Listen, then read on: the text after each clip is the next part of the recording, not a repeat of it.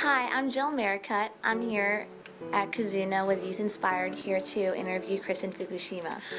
Can you please tell us what your organization is and what role you play in it? Yes, we are a youth organization based in Little Tokyo, primarily focused on the Japanese American or Nikkei community. I am one of the co-founders of Kizuna, and I also sit on the board as the vice chair.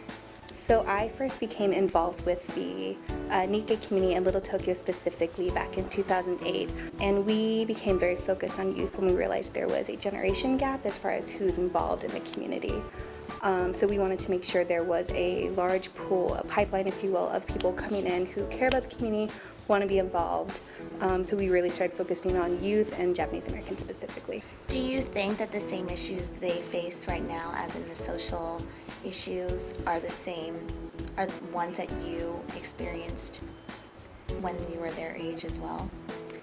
I think that things, change, but a lot of things always stay the same. I think for the Nikkei community especially, what we see a lot in Southern California is there is sort of a sense of apathy, or a sense of maybe a lack of connection to identity or to community.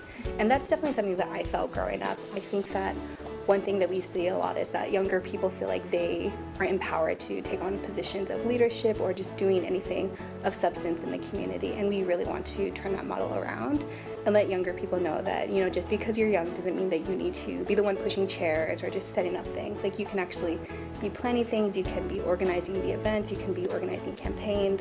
It's really just a matter of, do you feel empowered to do so? So we really try to build a culture of empowerment where students feel like this is a place for them where they can really come in and take charge.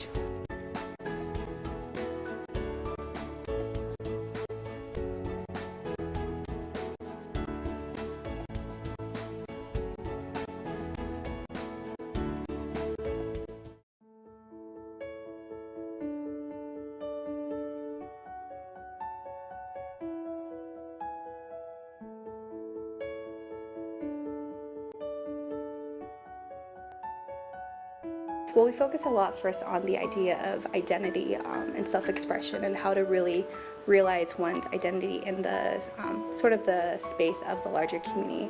But then we take that idea and bring it to the idea of community building, to activism. This year, our program, Youth Community Action Network, Youth Can, we are specifically focusing on organizing. We've also done leadership roles in the past, so we really just try to build a new generation of leadership for the community.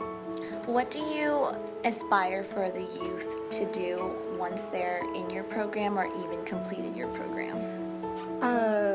I think that for me, the takeaway is I want them to walk away and just feel really inspired and passionate about what they just learned, and really feel empowered that they can come in and make a difference. And I overall mostly want to make sure that they know that they are part of this community, and this community will always be there for them. And they can, go off to college, and maybe it's on the East Coast or something, but when they come back, we'll still be here, and there's still a place for them. But yeah, I just really want them to make sure that they are grounded in space and community, and that they really care about that, and that's something they come back to.